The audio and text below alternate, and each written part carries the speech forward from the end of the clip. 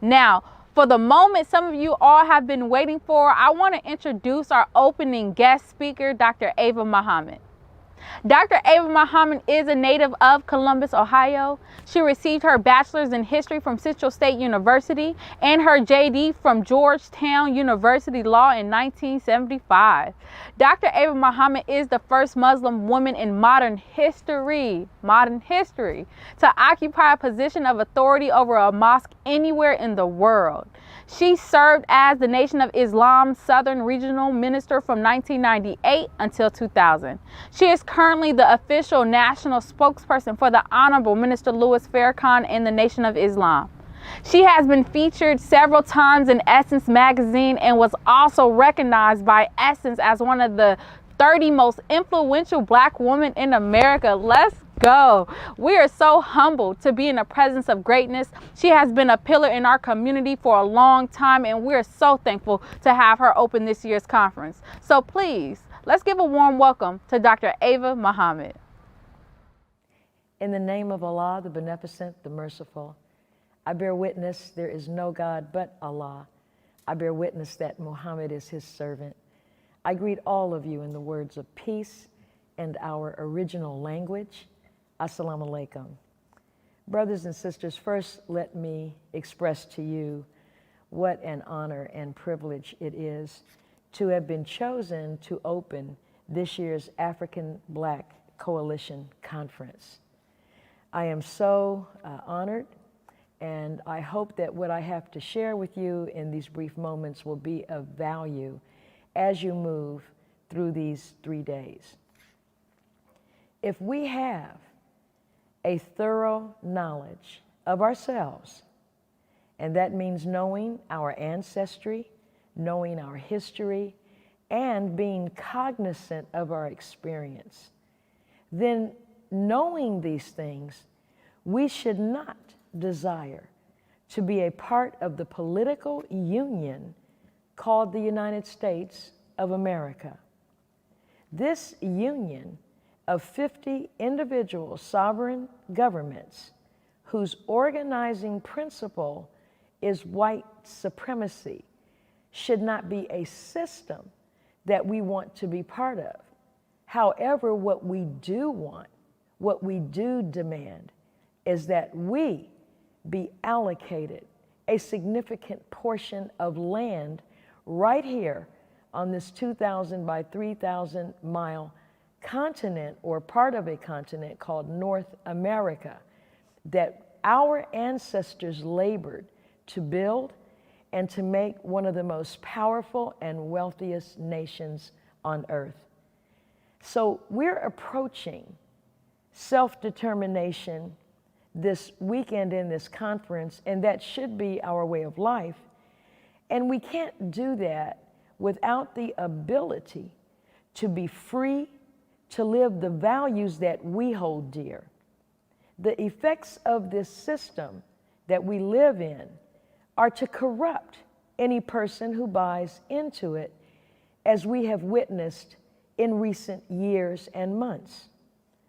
We cannot, beloved, assign another generation of our people to a corrupt, racist, sexist, materialistic system that is inherently contemptuous toward anyone who needs help.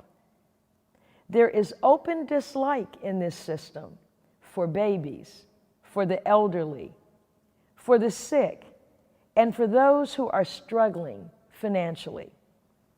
We should not desire to be integrated into such a system. If we are in our clear, right mind, then we desire to go for self and set up an environment for ourselves and our offspring that is harmonious with our Creator. The human being is infinite. Anything that limits human development cannot be just. You and I must be allowed to be ourselves in order to justify our existence in this universe. Anyone who limits our development is our enemy. The laws which govern creation operate equally on every single human being. Every single one of us is created by the will of God. Every one of us has not only a unique fingerprint or a unique voice print, but we have a unique spiritual and intellectual print, and we are on this earth to fulfill a divine purpose. The laws that govern creation, as I said, operate equally on everyone. And beloved, death would be sweeter than having our children live in a system that denies us a full and complete freedom. During slavery, we were robbed of 3 sciences essential to an independent nation: the science of mating, the science of business, and the science of warfare. So we have a duty to reactivate, to restore, and advance in the next generation the importance of strong family units. That is the soul of the Black community. The family is the means through which we survived the horrors of slavery, Jim Crow, and even what we are battling now. The importance of not only producing children, but educating them in accord with what we need as a nation. We must understand how to set up and conduct business, and we must be able to defend ourselves from attack and intrusion. The police presence and the murders by police that are unique to our community, we enable that because we are not united. And what we call the hood or the ghetto, these are really colonies. We cannot continue to be random in our choices of where we live and base our choices solely upon our individual personal comfort. Instead of running away to white communities where we are not wanted and where we don't want to be, we should make our own communities a safe and decent place to live. It is a condition of the Black community, a condition created by design that provides our killers with justification for killing us. Economic deprivation leads to the destruction of the family unit, which leads to domestic violence and petty crimes and major crimes, such as drug trafficking, and that results in calls to the police.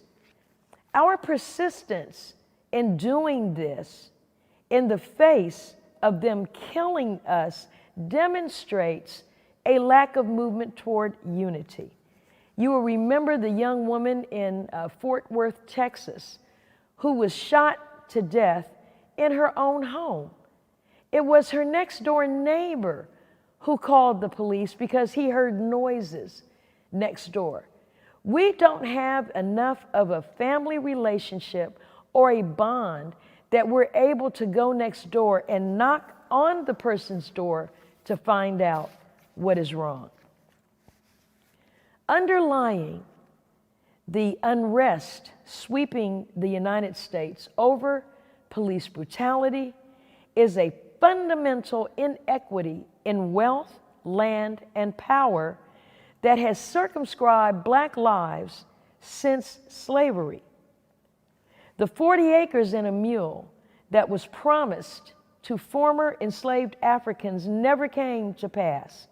There was never a redistribution of land, never reparations for wealth extracted from stolen land by stolen labor. And so now it is time for us to focus on self-determination. We say we respect and love our ancestors, and I'm going to briefly, before I close, take you into a narrative that gives some insight into what our ancestors were thinking and feeling about their future at the end of slavery. We need a clear understanding of that phrase, 40 acres and a mule. General Sherman's march to the sea brought a massive regiment of the Union Army to the Georgia coast in December of 1864.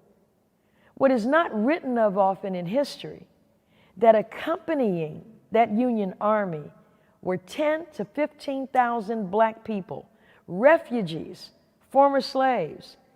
They were suffering from starvation, exhaustion, illness, disease, and abuse. On December 19th, they were sent to what is now Hilton Head Island in South Carolina. On January 11th of 1865, Edwin Stanton, the War Secretary, and other officials met with Sherman about this refugee crisis. They decided to consult leaders from the local black community and pose the question, what do you want for your own people? On January 12th, Sherman met with 20 black people of Savannah. Now look at this, beloved. Black people in Savannah had already started building a community, and they were politically engaged in 1865. They had selected a spokesperson, Garrison Frazier, who was 67 years old at the time, a pastor of the Third African Baptist Church, and he had purchased his freedom with his wife in the late 1850s. Mr. Frazier said to Sherman, quote, "The way we can best take care of ourselves is to have land and turn it and till it by our own labor." All of the black people present agreed to seek land grants for autonomous black communities. And guess what the grounds were?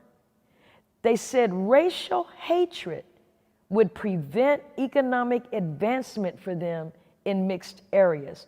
This is how insightful our people with no formal education, most illiterate, were in that time. So 4 days later, Sherman issued Field Order 15, instructing officers to settle the refugees on the sea islands and inland. 400,000 acres were divided into 40-acre plots. The order specifically prohibited whites from settling in the area.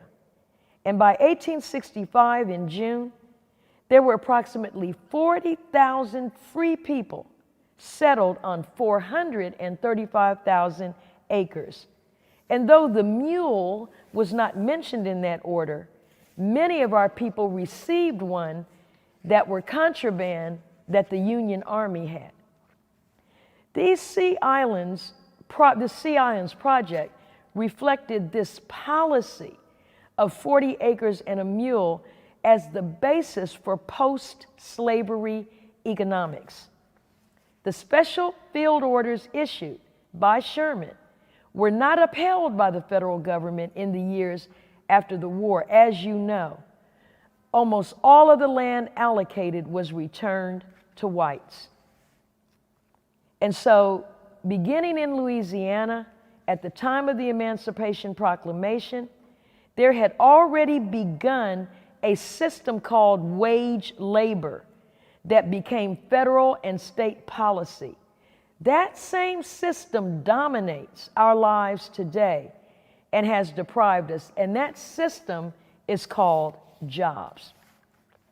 And so as I close, beloved, remember, let's go after the reactivation of the three sciences that were lost to us, taken from us during slavery: the science of mating, the science of business, and the science of warfare.